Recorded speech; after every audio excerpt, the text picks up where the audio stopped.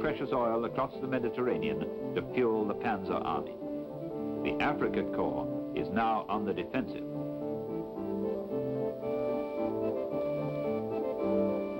Montgomery institutes a physical fitness course for the whole army.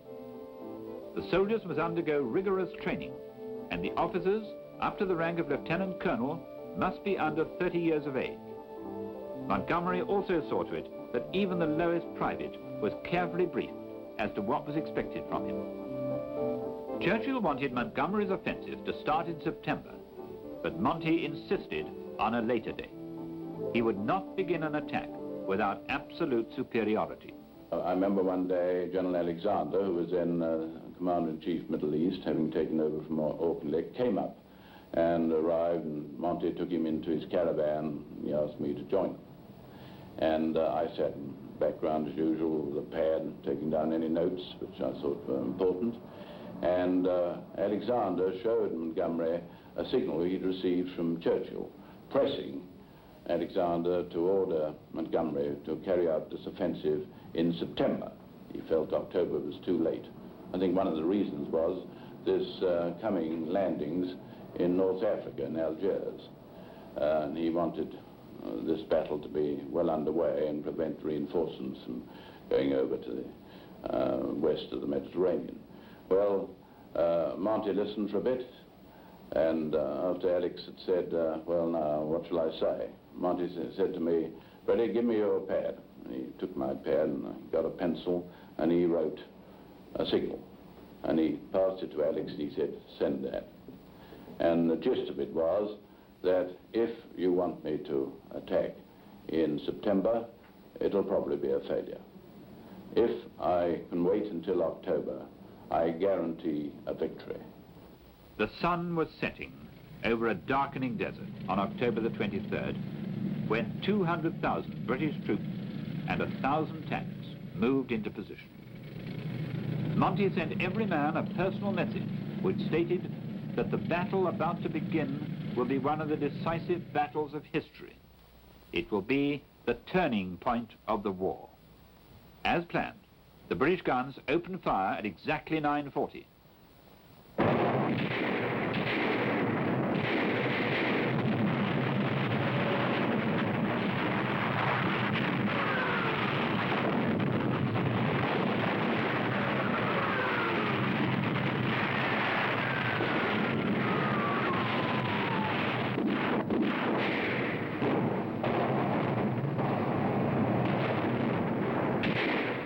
The Alamein barrage was the heaviest of the war.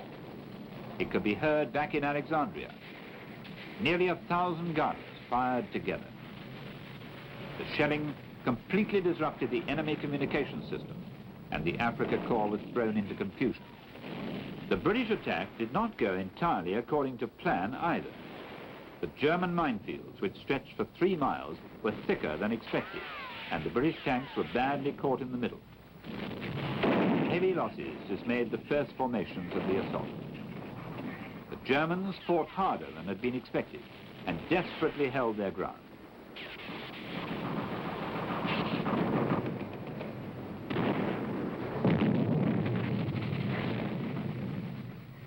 The following day, the battle raged across the minefields and losses on both sides grew heavy.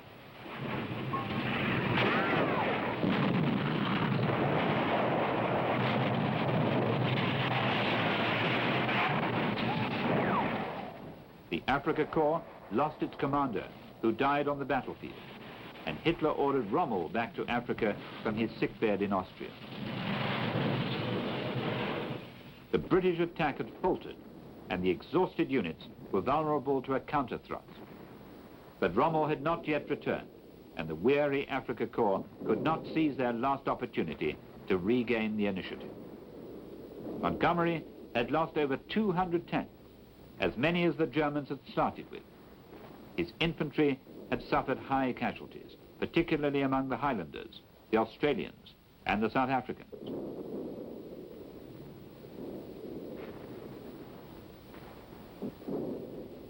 Many officers believed the offensive should be called off, but Montgomery remained resolute. Now, at that time, I was asleep in my caravan. my chief of staff, Brigadier de Gangor, came and woke me up and said he reckoned the battle was what he called stalling, and some pretty firm orders were necessary. He had summoned the 2 corps commanders on the northern flank to come and see me. Was that right? Now, the point I'd make here is that he did that before he came to wake me. He took the responsibility, and he was quite right. I said it was exactly right. Well, they arrived about 3 a.m. They were losing a lot of tanks. He wanted my orders to be modified. The atmosphere in my caravan was pretty tense. I think I was quite calm. When I'd heard all they had to say, I said there would be no change of any sort in my orders. The armored divisions would fight their way out. I then dismissed them all and went back to sleep.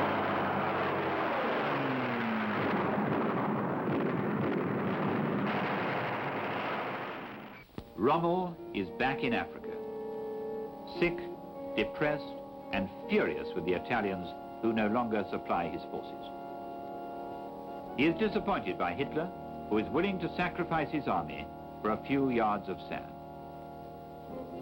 The panzers are thrown into a counterattack, but they are forced back with heavy losses.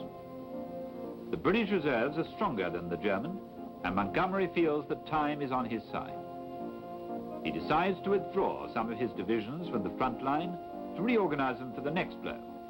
Operation Supercharge, Monty's final punch, began on November the 2nd.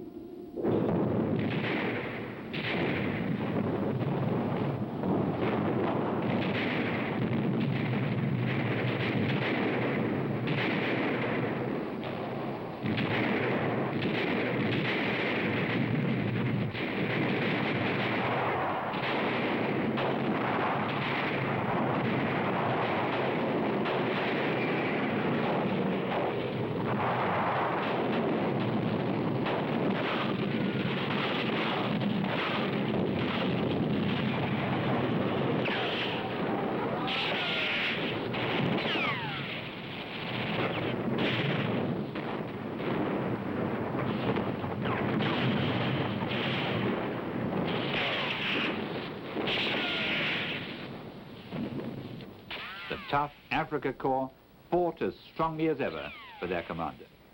But Rommel was down to only 35 tanks, and the British still had 600. Slowly, the Germans began to yield. Rommel saw that he must withdraw or have his infantry destroyed by the British army.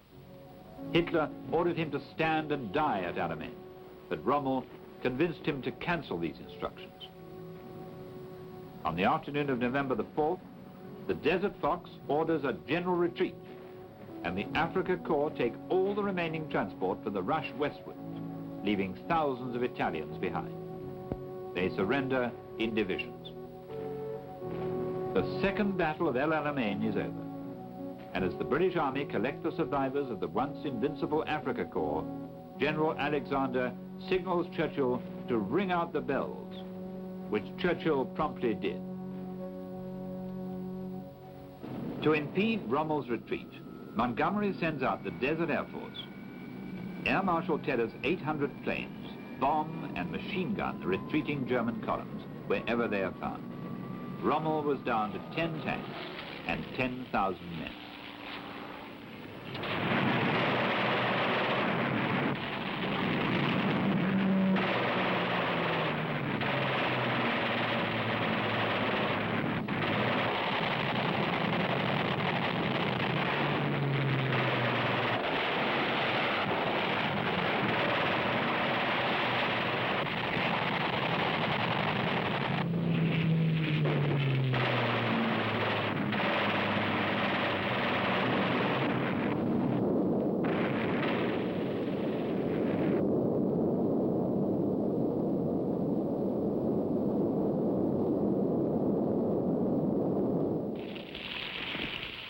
Montgomery's commanders were all for catching up with Rommel and forcing a final showdown.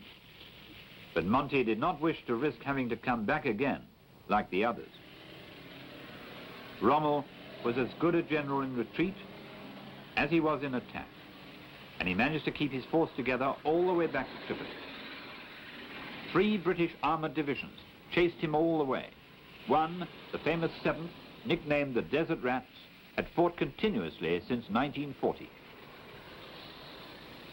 Past Mersa Matruh, past Sidi Barrani, through the Hellfire Pass, Rommel fell back, fighting all the way.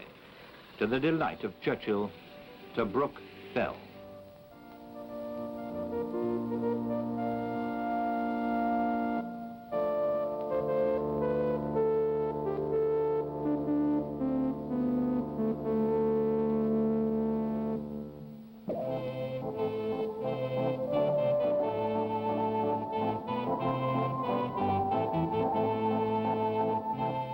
On the British side, losses amounted to 13,500 killed, wounded and missing. The Axis had 10,000 killed, 15,000 wounded and 30,000 taken prisoner. It had been a killing match, a First World War battle fought with Second World War weapons.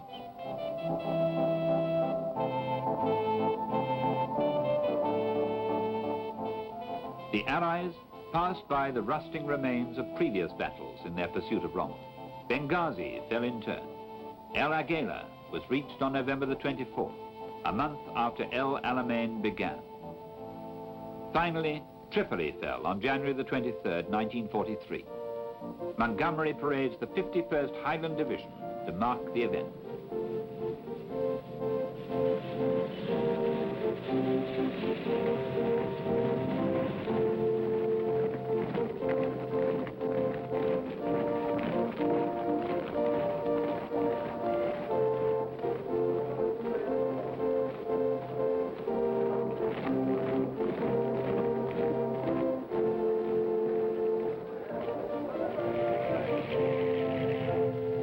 Churchill arrives to the Victory Parade and to praise his desert soldiers.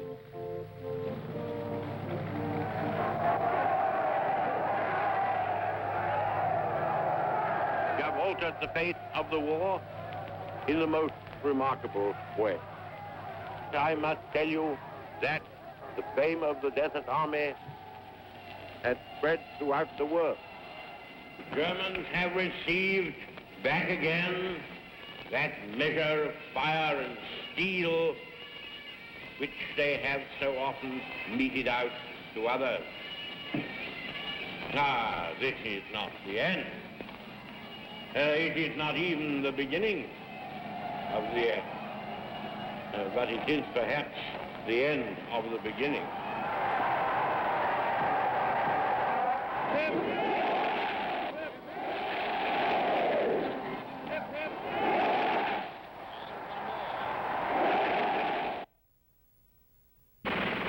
15 major battles of the Second World War. Their impact was enormous and decisive. See newly released documentary footage on the dramatic encounters in the Atlantic and the Pacific. See the great historical battles in Russia, the Normandy landing, the bombing of Berlin, the invasion of Italy. See the big battles of World War II, the fateful encounters upon which hung the destinies of men and nations. See the big battles.